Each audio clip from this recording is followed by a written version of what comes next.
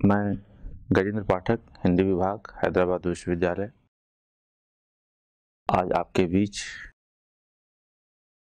हिंदी साहित्य का इतिहास प्रश्न पत्र के अंतर्गत हिंदी साहित्य के नए इतिहास लेखन की जरूरत और संभावना विषय पर बातचीत करने के लिए उपस्थित हूँ। मुझे पूरा विश्वास है कि इस पाठ के अध्ययन के पश्चात आप हिंदी साहित्य के इतिहास की प्रकृति को समझ सकेंगे, हिंदी साहित्य के नए इतिहास लेखन की आवश्यकता को समझ सकेंगे और साथ ही साथ हिंदी साहित्य के नए इतिहास की जरूरत क्यों है, इस बात पर भी आप विचार करने के लिए इच्छुक होंगे। इस क्रम में मैं सबसे पहले आपका ध्यान इस बात की ओर आकृष्ट करना चाहता हूं कि किसी भी साहित्य का इतिहास कब और क्यों जरूरी होता है। आप दुनिया भर के साहित्य के इतिहास के पास भले ही न जाएं, सिर्फ हिंदी साहित्य के इतिहास लेखन की प्रक्रिया के पास ही चलें तो आप यह जानकर निश्चित रूप से इस बात की ओर सोचने के लिए अग्रसर होंगे कि आखिर वे कौन से कारण थे जिनकी वजह से हमारे साहित्य के इतिहास को विदेशी आलोचकों ने, विदेशी लेखकों ने विचार करने लायक समझा। आप सब जानते हैं कि जब एशियाटिक सोसाइटी की स्थापना हुई तो एशियाटिक सोसाइटी की स्थापना के क्रम में भारत में लिखे जाने वाले साहित्य पर विचार की जरूरत ब्रिटेन के लोगों ने समझी। सर विलियम जोन्स का जो प्रयास था उससे आप सब परिचित हैं। किस तरह से उन्होंने 17 साल के परिश्रम के बाद संस्कृत सीखी और संस्कृत के जरिए उन्होंने कालिदास का अनुवाद किया।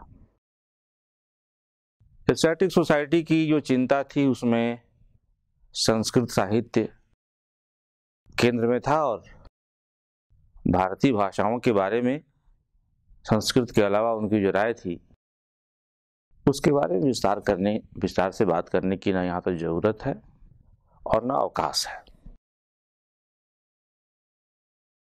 भारतीय साहित्य और विशेष रूप से हिंदी साहित्य पर विचार जो हुए भी उन्हीं लोगों द्वारा हुए जिन लोगों का भारत में उपनिवेश था। मसलन गार्सा दत्तासी, एफीके ने, ग्रियर्सन ने, इन लोगों ने कम से कम यह पहल की कि संस्कृत के अलावा भी जो भारतीय भाषाएं हैं उनके इतिहास पर, उनके महत्व पर विचार होना चाहिए। उनके इतिहास बोध और उनकी आलोचना दृष्टि से हम भले असहमत हों, लेकिन उनके ऐतिहासिक प्रयास को हम कभी भूल नहीं सकते कि उन्होंने कम से कम उस दौर में जब बाकी ब्रिटिश चिंतन संस्कृत से आगे बढ़ने को तैयार नहीं था, तब उन्होंने अन्य भारतीय भाषाओं के महत्व को स्वीकार किया। हिंदी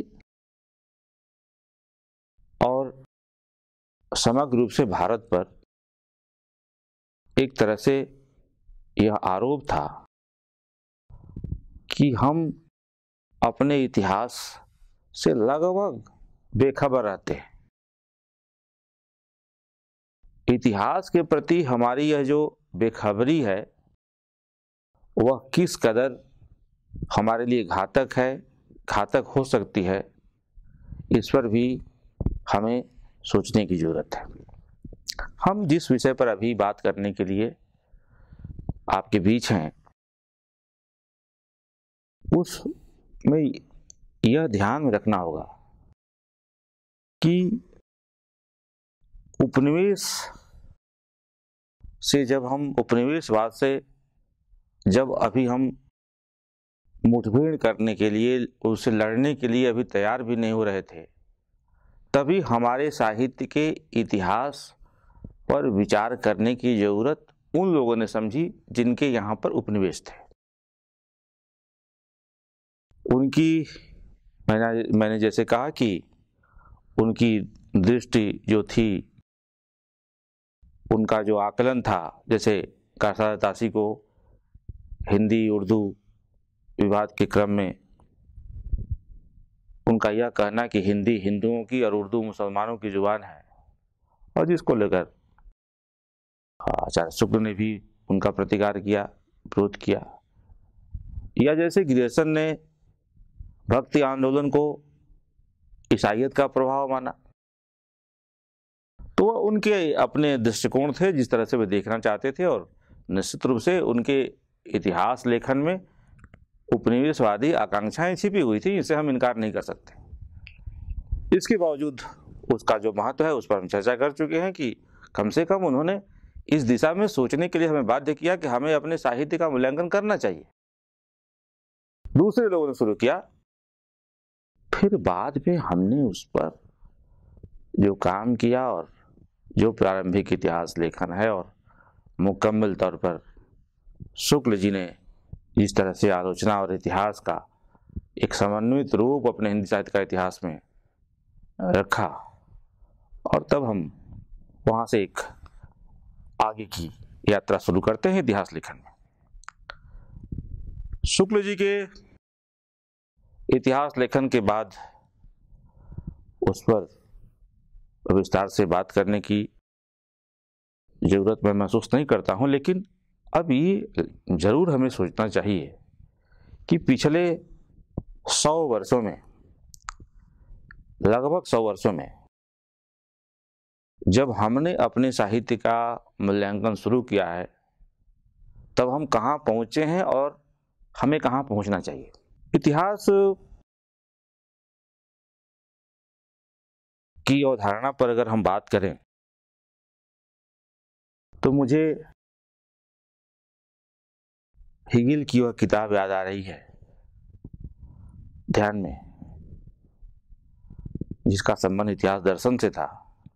और आप सब जानते हैं कि वह किताब 1831 में आई थी, और उस किताब ने फायरबाख और कार्ल मार्क्स जैसे चिंतकों को बहुत दूर तक प्रभावित किया था।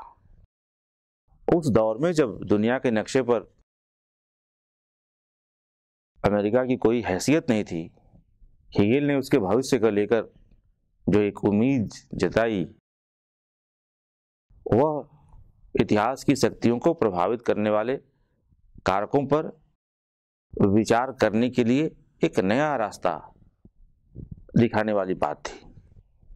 परंपरा बोध और इतिहास बोध को लेकर जो लंबे समय तक बहस चली, उसमें भी यह बात मायने रखती है कि इतिहास की शक्तियां परंपरा की शक्तियों से भिन्न होती हैं, और यह भिन्नता भौतिक सच्चाई से जुड़ी होती है।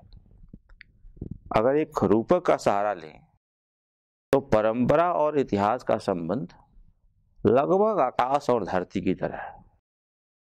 परंपरावादियों ने इतिहास की जो व्याख्या की उससे हम परिचित हैं, लेकिन हेगेल के बाद विशेष रूप से जब मार्क्स ने इस इतिहास को धरती पर खड़ा करने की कोशिश की थी, तब वहीं से इतिहास की अवधारणा बिल्कुल बदल गई। कार्ल मार्क्स ने जब ये कहा कि वे हेगेल को सीधे पांव पर खड़ा करना चाहते हैं, तब उनका एक आशय यह भी था कि वे इतिहास के विश्लेषण में ठोस आर्थिक जमीन की तलाश कर रहे हैं, न कि किसी भविष्यवाणी की। सन 60 के आसपास, 1960 के आसपास E.H. कार ने इतिहास क्या है जब लिखा, तो उस विचार विमर्श के क्रम में उनकी चिंता के दो छोर थे। एक तरफ अंग्रेजी भाषी दुनिया और यूरोप और यूरोप का पावर कंट्रोल टावर संयुक्त राज्य अमेरिका, दूसरी तरफ यूरोप और उत्तरी अमेरिका से बाहर के एशियाई देश और बाकी देश, अफ्रीकी देश। उनका मानना था कि इतिहास केवल केंद्र का ही नहीं होता, जो सिर्फ केंद्र को ध्यान में रखकर लिखा जाएगा इतिहास, वह इतिहास अधूरा होगा।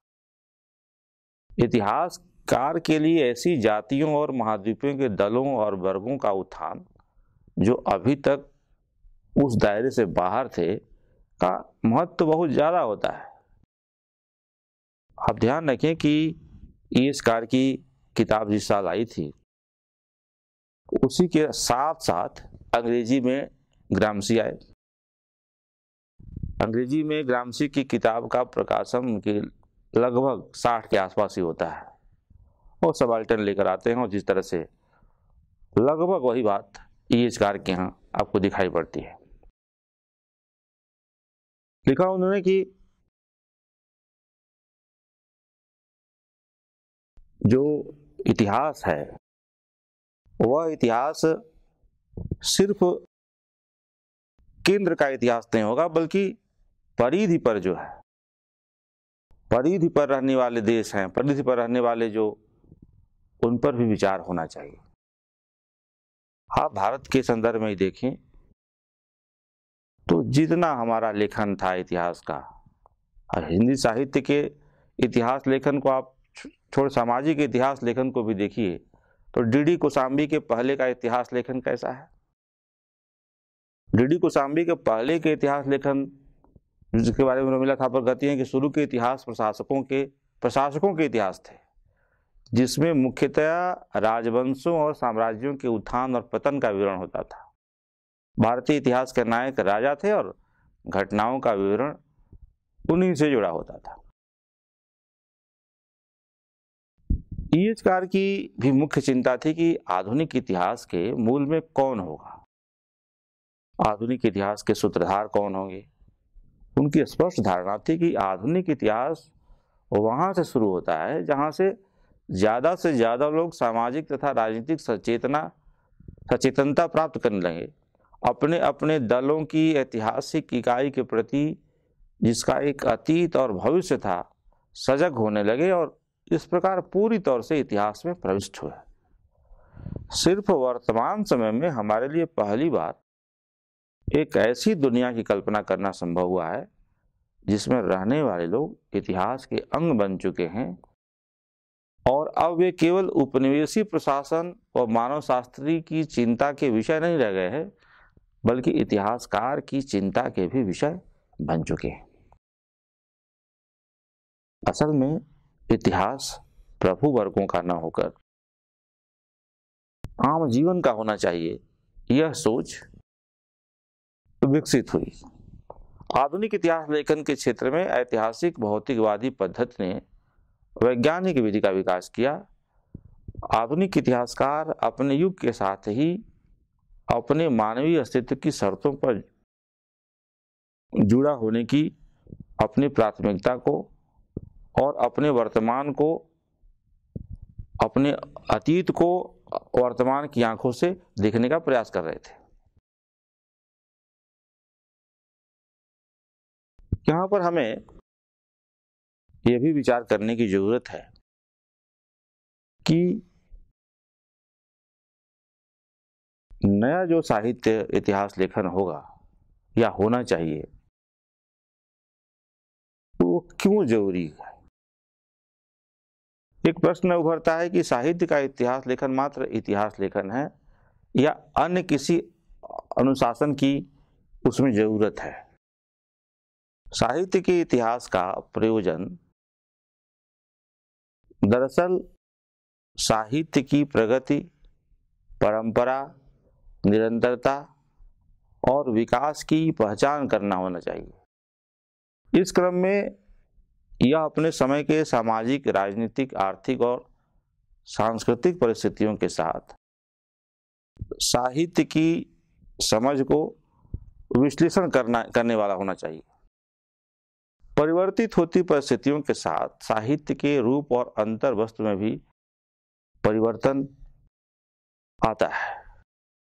साहित्य के इतिहास में विचारणीय विषय एक ओर परिवर्तन और निरंतरता का संबंध है, तो दूसरी ओर नवीन विशिष्टता और परंपरा का संबंध भी है। समाज का इतिहास साहित्य के लिए सर्वाधिक आवश्यक है। समाज और साहित्य का निकट का संबंध होता है और कई बार यह संबंध द्वंद्वात्मक भी होता है। कई बार समाज के इतिहास के विभिन्न पक्षों के विश्लेषण के बिना किसी साहित्य या युग की प्रवृत्ति के बारे में गलत धारणा निर्मित की जा सकती है। इतिहास को बिना जाने या समझे इतिहास के विकास या परिवर्तन को समझना मुश्किल हो सकता है। समाज का इतिहास कई बार मुख्य धारा में नहीं मिलता और इतिहासकार को साहित्य की शरण लेनी पड़ती है। साहित्य के माध्यम से वह कुछ सूत्र ग्रहण करता है जिससे वह उस समय के आम जनों के रीति रिवाजों और दशा को समझ पाता है। इसलिए कई अर्थों में साहित्य का इतिहास समाज का इतिहास होता है, क्योंकि साहित्य का प्रथम स्रोत और अंतिम लक्ष्य मनुष्य होता है। इतिहासकार जब इतिहास लेखन के विषय और विषय पर अपना विचार रख रहे थे, उसी के आसपास हिंदी में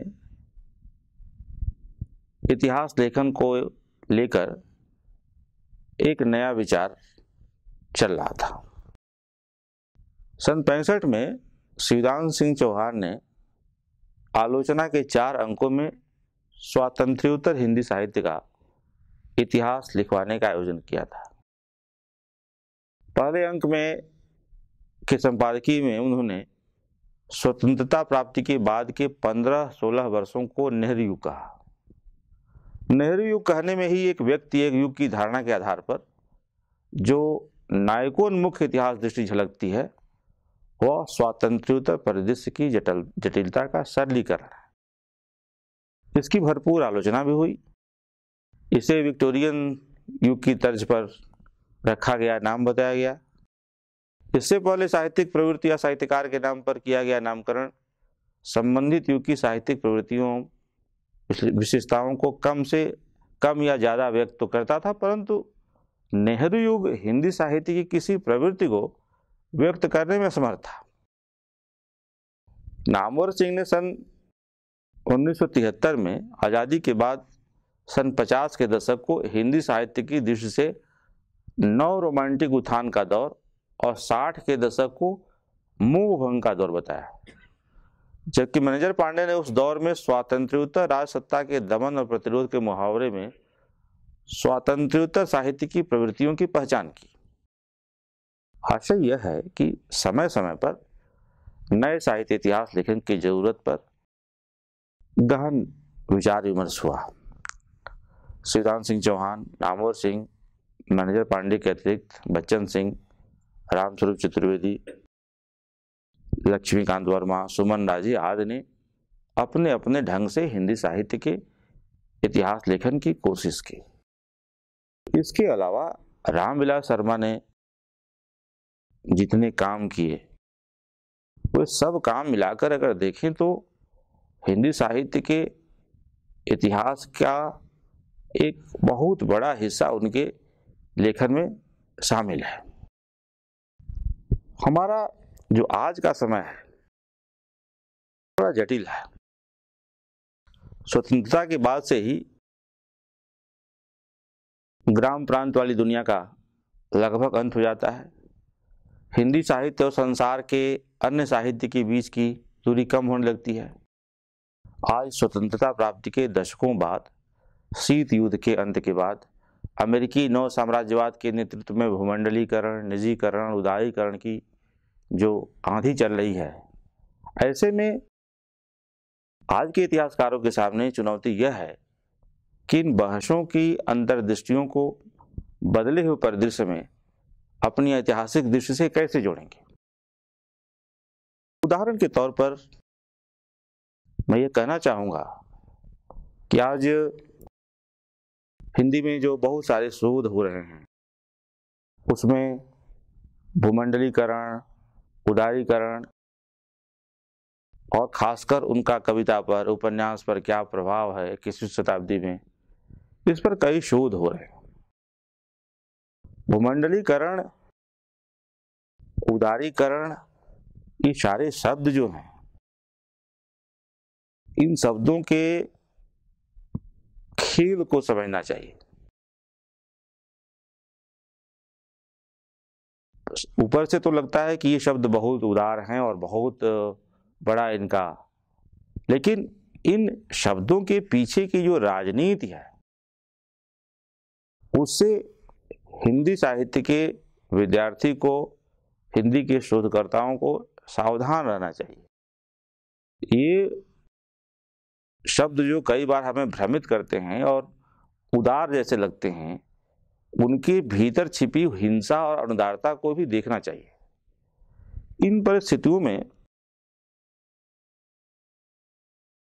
शब्दों का जो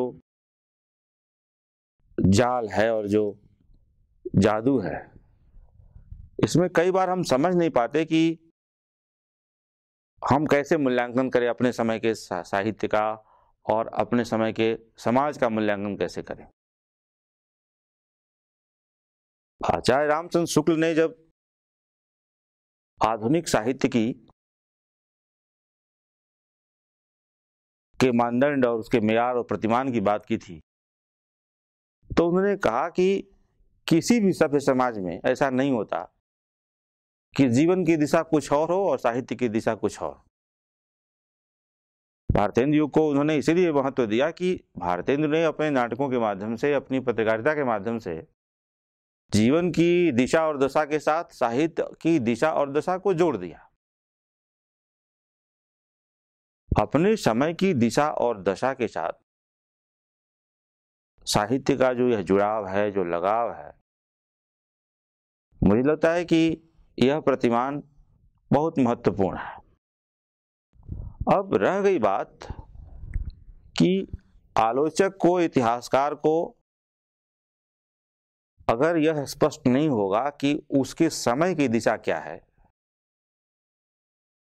और साहित्य की दिशा क्या है, पहले तो तय करना है कि वह समय की दिशा को समझे, समय की दशा को समझे, फिर साहित्य की दिशा और दशा को समझे और दोनों के बीच संबंधों की पड़ताल करे और यह पता करे कि दोनों के बीच का जो संबंध है वो कैसा है। नए इतिहास लेखन के संदर्भ में पुराने इतिहास लेखन की उपेक्षा करके नहीं, बल्कि उनसे जो उनकी जो समझ है उसका हमें उपयोग करना चाहिए। राजनीति, संस्कृति, अर्थतंत्र से जो संबंध है आज समाज का और व्यक्ति का, वह पहले से ज्यादा मजबूत हुआ है।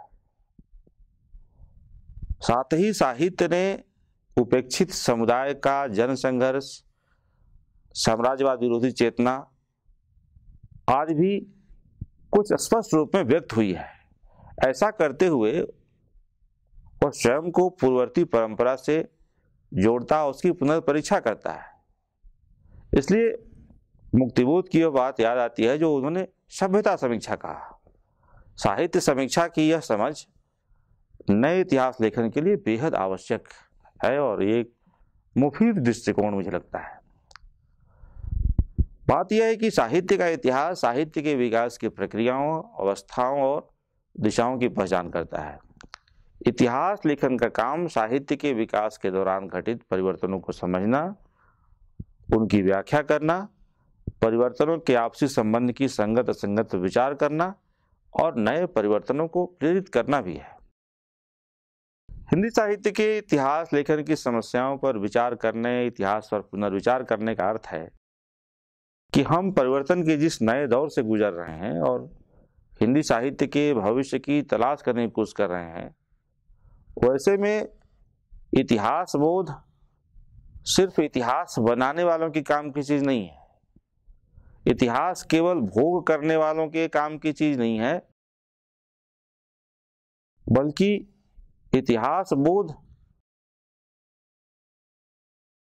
उनके लिए भी है जो इतिहास से पीड़ित हैं, साहित्य के इतिहास के संदर्भ में इतिहास बनाने वाले जो रचनाकार होते हैं और जो उसके पाठक हैं, उनके लिए भी इतिहास बोध आवश्यक है। साहित्य के नए इतिहास लेखन के संदर्भ में जो प्रश्न आज विचारणीय हैं और मुझे लगता है कि उन पर किसी भी नए इतिहास लेखक को शिद्दत से विचार करना चाहिए, उसमें से पहला प्रश्न है हिंदी और उसकी बोलियों का संबंध। आप विचार करें कि हम जब अपने साहित्य का इतिहास पढ़ते हैं तो यह कहते हुए हम कितना गर्व महसूस करते हैं कि हम उसी भाषा के विद्यार्थी हैं या उसी भाषा में हैं जिसमें तुलसीदास थे, जिसमें कबीर हैं, जिसमें जायसी हैं, जिसमें मीराबाई हैं, जिसमें विद्यापति हैं। यह कहते हुए हमारा माथा ऊंचा होता है, हम गर्व से हम ऊपर उठते हैं। लेकिन दूसरी तरफ हम इस बात पर विचार नहीं करते कि जिस भाषा में विद्यापति लिख रहे थे अर्थात मैथिली में, जिस भाषा में कबीर लिख रहे थे अर्थात भोजपुरी में, जिस भाषा में तुलसीदास और जायसी लिख रहे थे अर्थात अवधी में, जिस भाषा में सूरदास लिख रहे थे, तुलसीदास भी लिख रहे थे अर्थात ब्रजभाषा में, या जिस भाषा में मीराबाई लिख रही थी मतलब राजस्थानी में, हम 20वीं सदी में इन भाषाओं में लिखने वाले कितने साहित्यकारों का नाम बता सकते हैं? कितने साहित्यकारों को हम जानते हैं, हम कितने लोगों को पढ़ाते हैं, और हमारा जो इतिहास है आधुनिक साहित्य का इतिहास, उसमें इन भाषाओं के कितने लेखक शामिल हैं? मुझे लगता है कि यह गंभीर प्रश्न है और इसका जवाब देने के लिए किसी दूसरे देश से कोई नहीं आएगा। इसका जवाब हमें खुद देना होगा और यह जवाब कैसे दिया जाएगा यह हमें ही सोचना है। कहीं यह हिंदी की साम्राज्यवादी नीति तो नहीं है? साम्राज्यवाद से लड़ते लड़ते हिंदी का विकास हुआ और उसी साम्राज्यवाद की शिकार अगर यह हिंदी हो गई तो फिर हम साम्राज्यवाद के विरोध में अपना संघर्ष कैसे जारी रखेंगे? उपनिवेशवाद के विरुद्ध कैसे संघर्ष जारी रखेंगे? हम इस बात की भी चिंता अगर न करें कि तुलसीदास और जायसी या विद्यापति जिनका मैंने नाम लिया, उन भाषाओं में क्या अब कुछ लिखा नहीं जा रहा है, या उनमें जो लिखा जा रहा है उससे हिंदी की दूरी इतनी कैसे बढ़ गई? क्या हिंदी जो भाषा समूह की जो सामूहिक संस्कृति थी उसको हमने समझने में, उसको जारी रखने में हमने कहाँ गलती की, कहाँ चूक हो गई हमसे?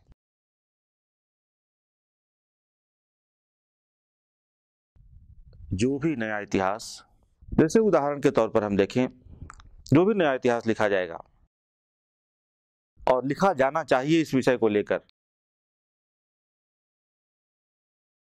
अगर हम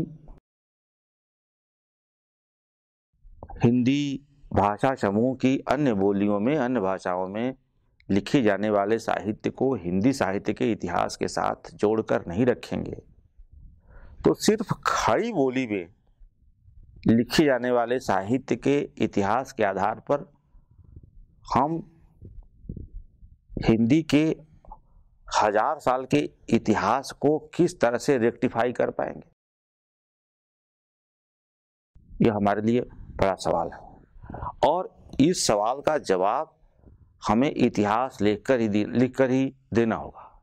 कोई भी मुकम्मल इतिहास इस सवाल से टकराए बगैर नहीं लिखा सकता। हमने देखा कि 20वीं शताब्दी में तमाम हमारे ऐसे लेखक हैं जो हिंदी के अलावा अन्य भाषाओं में भी लिखते हैं, नागार्जुन मैथिली में लिख रहे हैं, और तमाम कई लेखक हैं जो हिंदी के अलावा, स्वयं रामविलास शर्मा अवधी में कविता लिखते हैं।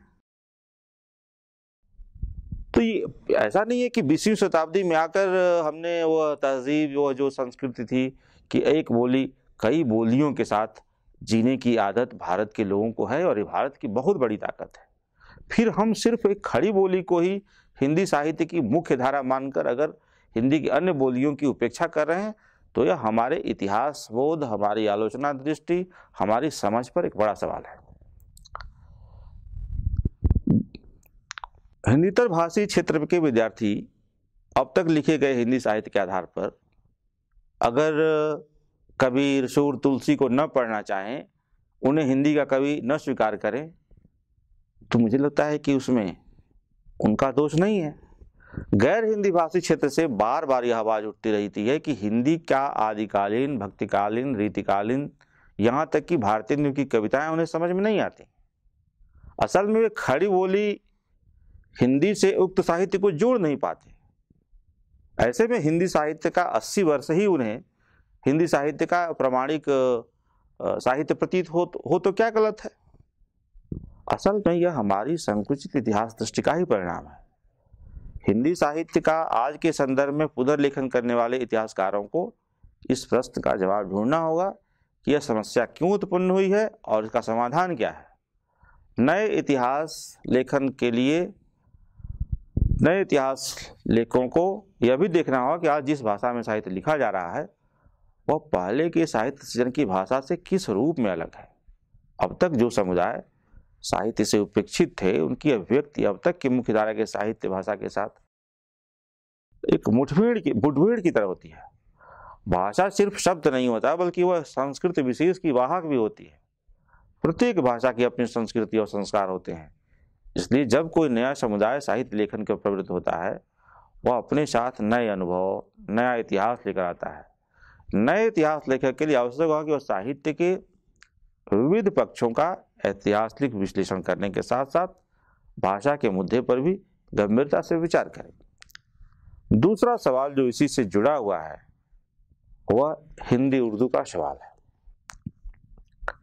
हिंदी उर्दू को लेकर जैसा कि मैंने बात की कि किस तरह से गारसा हताशी ने अपने लगभग प्रारंभिक हिंदी साहित्य के इतिहास के प्रारंभिक प्रयासों में जो उनका काम है, उन्होंने फ्रांस में बैठे बैठे बता दिया कि हिंदी हिंदुओं की, उर्दू मुसलमानों की जुबान है। सच्चाई से बहुत दूर बात थी, और इसके बावजूद इस आरोप का, इस प्रतिकार का जवाब हमने जैसे दिया, वह जवाब किस तरह का था। प्रेमचंद जैसे लोग हिंदी उर्दू का सवाल जो है उसमें हमें याद रखना होगा कि गारसा हताशी गलत है। प्रेमचंद का हमारे पास होना, भारतेंदु का हमारे पास होना, बाल मुकुंद गुप्त का हमारे पास होना। बाल मुकुंद गुप्त तो उर्दू और हिंदी दोनों अखबार निकालते थे। प्रेमचंद के होते हुए हिंदी उर्दू के बीच कोई खाई पैदा नहीं हो सकती है। शुक्ल जी ने भी स्वयं स्वीकार किया कि मामला शब्दावली का है और कोई फर्क नहीं है हिंदी उर्दू के बीच। लेकिन बाद में हम कहते रहे कि हम एक हैं, लेकिन ये कहते कहते हम कितने दूर चले गए। दो तरह के लोग हैं हिंदी में। एक तो वे जो उर्दू से धृतराष्ट्र की तरह प्रेम करते हैं, मतलब उसके अस्तित्व को मिटाकर। उर्दू अब एक अलग भाषा है, इसमें कोई दो राय नहीं है, लेकिन हिंदी उर्दू के बीच जो संबंध है वह हिंदी भोजपुरी, हिंदी मैथिली, हिंदी राजस्थानी की तरह ही है, इससे इतर नहीं है। वह हिंदी भाषा समूह में ही है। हिंदुस्तानी कहकर गांधी जी ने या प्रेमचंद ने जो उसका समाधान किया था, वह समाधान बहुत सुंदर समाधान था। शमशेर जी ने जरूरत समझी कि हिंदी और उर्दू के बीच एक ऐसा इतिहास लिखा ना जाना चाहिए जिसमें दोनों की साझी रवायत हो। उस विरासत को समझने की कोशिश होनी चाहिए और उसको समझे बगैर हम न हिंदी साहित्य के इतिहास को समझ सकते हैं और न उस संस्कृति को समझ सकते हैं जिसमें हिंदी भाषा का विकास हुआ, हिंदी साहित्य का विकास हुआ। इसलिए हिंदी उर्दू के प्रश्न को नए इतिहास लेखन में जो काम शुक्ल जी से छूट गया, जो काम शमशेर जी नहीं कर पाए, बहुत सारे इतिहास लेखकों ने तो इस पर विचार ही नहीं किया। शमशेर जी ने लिखा कि कितने आश्चर्य की बात है कि मिर्जा गालिब हिंदी के हर पाठक के हृदय में शामिल है, लेकिन वह हमारे साहित्य के इतिहास में नहीं है। तो कोई भी नया इतिहास लेखन इस पर विचार करेगा तब जाकर हमें उसी तरह से जैसे हिंदी की बोलियों के साथ जो हम समस्या महसूस कर रहे हैं, वही हिंदी उर्दू के साथ भी उस समस्या को हम समझ सकें और एक मुकम्मल समाधान हिंदी उर्दू के बीच ढूंढ सकें। तीसरा जो प्रश्न है नए इतिहास लेखन के सामने, वह समकालीन विमर्शमूलक चिंतन से जुड़ा हुआ साहित्य है। दलित लेखन, स्त्री लेखन, आदिवासी विमर्श, अल्पसंख्यक विमर्श, ये सारे जो विमर्शमूलक, अस्मितामूलक जो रचनाएं आ रही हैं, इन रचनाओं के बाद अब ये सोचने की जरूरत है कि इनको अगर अपनी छाया अब तक के इतिहास में, साहित्य के इतिहास में नहीं दिखाई पड़ रही है तो उस पे किसका कसूर है। मुझे इस संदर्भ में मुझे एक वसुधा के 60 के अंक में गोरखनाथ नाम के एक व्यक्ति ने एक लेख लिखा था कि किस तरह से चीनी साहित्य में नव रचनाकारों की जो बड़ी संख्या थी उभर रही थी, उसकी भीड़ को लेकर मुक्तिबोध ने उसका जवाब दिया था। और ये मुक्तिबोध का जवाब उन लोगों के लिए है जो अस्मितामूलक लेखन को एक तो साहित्य मानने के लिए तैयार नहीं है, दूसरे उसे जो साहित्य ही नहीं मानेगा वह इतिहास में उस पर विचार करने के लिए कैसे समझेगा। तो मुक्तिबोध ने जो जवाब दिया था वह जवाब मैं आपके सामने रख रहा हूँ। साहित्य क्षेत्र में सामान्य जनता तभी सक्रिय होती है जब उसमें कोई व्यापक सांस्कृतिक आंदोलन चल रहा हो, ऐसा आंदोलन जो उसके आत्मगौरव और आत्मगरिमा को स्थापित और पुनर्स्थापित कर रहा हो। क्योंकि जनता स्वयं साहित्य तैयार कर रही है, इसलिए लेखकों की बेशुमार भीड़ होना स्वाभाविक ही है। साथ ही यह भी स्वाभाविक है कि जनता द्वारा उत्पन्न सारा का सारा साहित्य उच्च कोटि का न हो। नए इतिहासकार को इसकी पड़ताल करनी होगी कि किस ऐतिहासिक दबाव के कारण दलित, आदिवासी, स्त्री और मुस्लिम साहित्य का उभार हो रहा है। साहित्य के इन उभारों के कारण उठे नए तरह के प्रश्नों से इतिहासकार को जूझना होगा।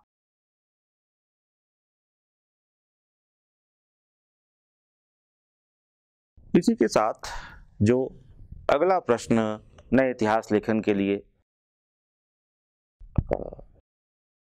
विचारणीय होना चाहिए वह है हिंदीतर भारतीय प्रदेशों में लिखा जाने वाला हिंदी साहित्य।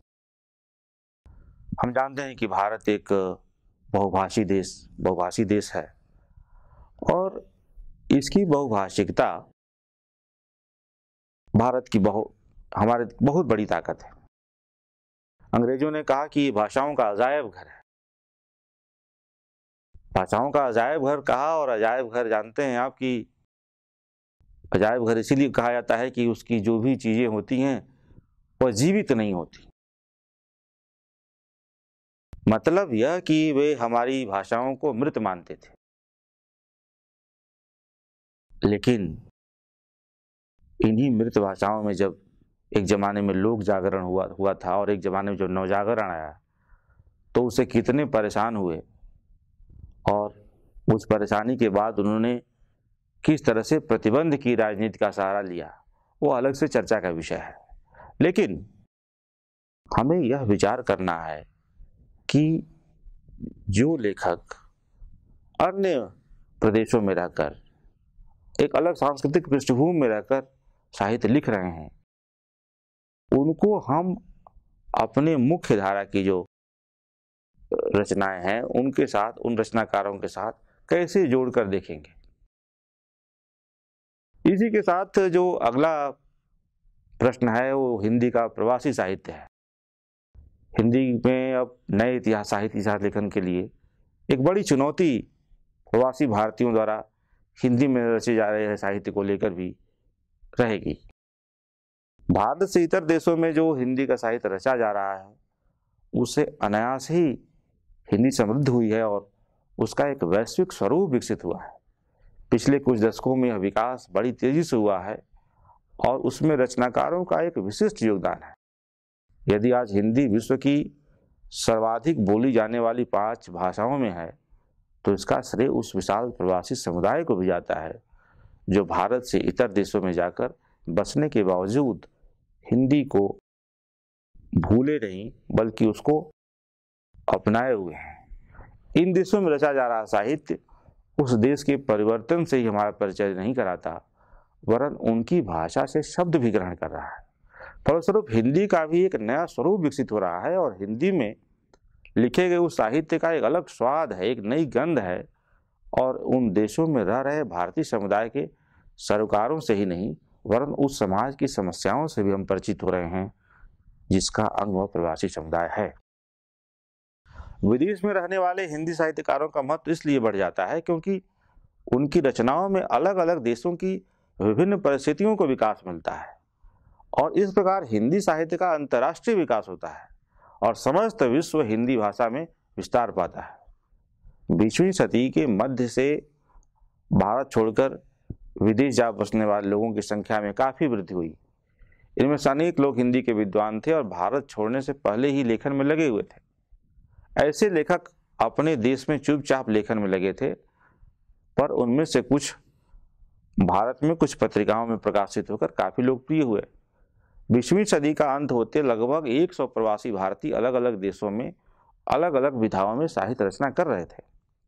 21वीं सदी के प्रारंभ होने तक 50 से भी अधिक साहित्यकार भारत में अपनी पुस्तकें प्रकाशित करवा चुके हैं। वे पत्रिकाओं का विकास हुआ है तो ऐसे साहित्यकारों को एक खुला मंच मिल गया और विश्वव्यापी पाठकों तक पहुंचने का सीधा रास्ता भी। इसके साथ ही हमें और इतिहास लेखन को इस चुनौती से भी टकराना होगा कि वैश्विक स्तर पर क्या हिंदी भाषा में रचे जा रहे साहित्य को भी इतिहास लेखन में स्वीकार किया जाएगा। प्रवासी भारतीयों द्वारा रचित साहित्य को क्या हिंदी साहित्य के नए इतिहास में शामिल किया जाएगा। यदि शामिल किया जाता है तो उनके प्रभाव से किन किन नई प्रवृत्तियों का समावेश हिंदी साहित्य में किया जाएगा। यह इतिहास लेखक के लिए एक जटिल किंतु महत्वपूर्ण प्रश्न होगा। हम इस प्रश्न से उलझे बिना साहित्य का नया इतिहास लेखन शायद नहीं कर पाएंगे। अगला जो प्रश्न इतिहास लेखन के लिए चुनौती है वह है हिंदी का मौखिक साहित्य ओरल लिटरेचर। हिंदी साहित्य के इतिहास में हजारों साल का हमारा मौखिक और लौकिक साहित्य मौजूद है लेकिन वह इतिहास में कहाँ है। साहित्य के विद्वान अगर जोर शोर से साहित्य और समाज के संबंध की बात करते हैं, हाशिए पर पड़े समुदायों को साहित्य के इतिहास में संरक्षित करने की बात करते हैं, तो क्या समाज का अर्थ सिर्फ शिष्ट समाज होता है? क्या सिर्फ लिखित और शिष्ट जनों के साहित्य से इतिहास बोध विकसित होगा? जबकि समाज का बहुधांश आज भी लिखित साहित्य के संपर्क में नहीं आ पाता। वे लौकिक और मौखिक साहित्य के माध्यम से ही खुद को अभिव्यक्त करते हैं और आनंद पाते हैं। इस बहुधांश को छोड़कर किसी समेकित इतिहास बोध का निर्माण करना संभव नहीं होगा। वह इतिहास बोध व्यापक महत्व वाला नहीं हो सकता जो साहित्य की बुनियाद रचने उसकी रक्षा करने वालों को ही अपने बोध से बाहर रखे।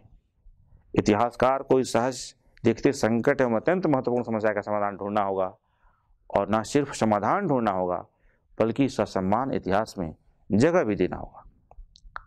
नए इतिहास लेखन के लिए जो एक विचारणीय प्रश्न हो सकता है वह है विधाओं का प्रश्न। छायावाद में लिखे जा रहे गद्य काव्य, नई कविता के समय लिखे गए काव्य नाटक, स्वतंत्रता के बाद लिखे गए संस्मरण, रिपोर्टाज, यात्रा वर्णन, ललित निबंध आदि विधाएं छूटती जा रही हैं। किसी समय बड़ी संख्या में इन विधाओं में साहित्य लिखा गया, परंतु बदलते यथार्थ में इनकी उपयुक्तता कम हुई है। इतिहासकार को इन सारे प्रश्नों पर विचार करते हुए बदलते यथार्थ और पाठकीय चेतना का भी विश्लेषण करना होगा। उदाहरण के लिए बीते 2 दशकों में आत्मकथा विधा का भरपूर प्रचार प्रसार हुआ है। दलित और स्त्री रचनाकारों ने विशेषकर इस विधा में अपनी भावनाओं और विचारों का प्रकाशन किया है। कई आत्मकथात्मक उपन्यास भी देखने में आए हैं। किसी समय हिंदी में आत्म प्रकाशन को रचना के लिए दोष माना जाता था, परंतु आज वही उपेक्षित समुदायों के हाथों में एक हथियार की तरह दिखाई देता है। इतिहासकार को विचार करना होगा कि आत्मकथा के इतिहास में यह आंदोलनात्मक रुख किन स्थितियों परिस्थितियों की देन है। निष्कर्ष के तौर पर हम कह सकते हैं कि हिंदी साहित्य के इतिहास का पुनर्लेखन या नया इतिहास लेखन एक चुनौतीपूर्ण कार्य है। इन सारी समस्याओं से नए इतिहास लेखन को न केवल समसामयिक इतिहास या वर्तमान के आलोक में जूझना होगा, बल्कि अब तक के इतिहास लेखन की परंपरा से भी दो हाथ करना होगा।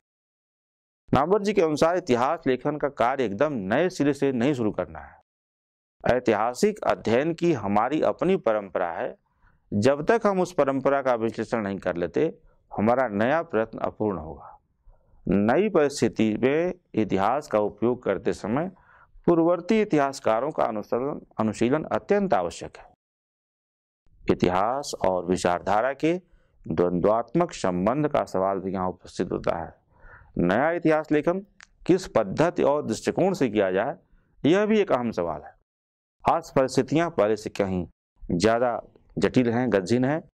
एक ही साथ कई दृष्टियां और विचारधाराएं समानांतर चल रहे हैं। पहले मार्क्सवादी इतिहास दृष्टि की सीधी टकराहट साम्राज्यवादी एवं राष्ट्रवादी इतिहास दृष्टियों से थी, परंतु आज भारत व हिंदी साहित्य के अंदर एक ही लक्ष्य रखने वाले अम्बेडकरवाद और मार्क्सवाद के बीच भी टकराव की स्थिति उपस्थित हो गई है। 60 के दशक का वस्तु और रूप, कला समाज के लिए, कला के लिए आदि विवाद पुराना हो चुका है। आज तो वस्तु पक्ष को महत्व देने वाली कई धाराओं के बीच ही संघर्ष हो रहा है। इस आपसी संघर्ष के समाधान के साथ नव कलावादी यथार्थवाद विरोधी धाराओं के खिलाफ भी एक होकर संघर्ष चलाने की जरूरत है। केवल कह देने से समस्या नहीं सुलझ जाती कि हिंदी साहित्य के इतिहास को मार्क्सवादी पद्धति और दृष्टिकोण से लिखना चाहिए। हिंदी में साहित्य के मार्क्सवादी इतिहास लेखन की ऐसी पद्धति और दृष्टिकोण का विकास होना अभी बाकी है, जिसमें साहित्य की सामाजिकता और साहित्यिकता की साथ साथ रक्षा हो सके। हिंदी साहित्य के इतिहास लेखन की समस्याओं पर विचार करने की सर्वाधिक महत्वपूर्ण उपलब्धि यही हो सकती है कि हम एक ऐसी पद्धति का विकास कर सकें। नए साहित्य इतिहास लेखन को एक ऐसी पद्धति का विकास करना होगा जहां वह वर्ग, जाति, लिंग, आदिवासी, धर्म आदि पर आधारित समस्याओं का वस्तुपरक मूल्यांकन और उनके इतिहास का रेखांकन कर सके।